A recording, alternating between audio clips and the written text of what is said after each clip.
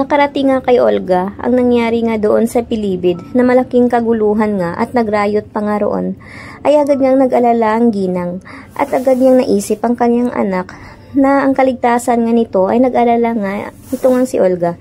Kaya naman naisipan nga niyang ilabas na sa Bilibid nga ito nga si Bubbles. Kaya naman kinaumagahan ay agad nga nagtungo itong si Olga upang hanapin nga makakatulong sa kanya upang makalabas nga ang kanyang anak.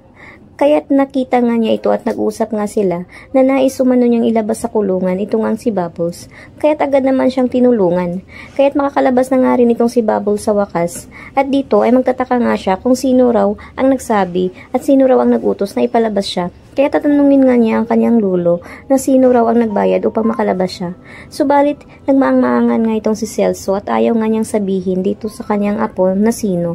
Dahil nga, hindi pa nga raw umano panahon upang malaman nga ni Bubbles kung sino nga ang kanyang totoong ina.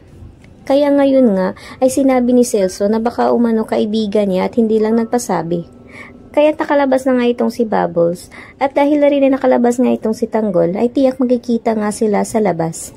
Kaya ngayon ay tinutugis pa rin itong si Tanggol nga dahil tumakas na naman nga ito. Kaya ngayon ay galit na galit nga itong si Rigor dahil sa pagkatakas natin nga ni Tanggol ay hindi nga papayag itong si Rigor at gagawa na naman ng paraan ng Ginoo upang mahuli nga itong si Tanggol. Nagigil nga sa galit itong si Rigor at hindi nga siya papayag na makalabas nga sa Bilibid itong ang batang ito dahil alam niyang pag nakita nga niya ito ay naaalala na naman niya itong si Ramon Montenegro. Kaya naman tutulong na naman siya upang mahanap nga itong ang si Tanggol.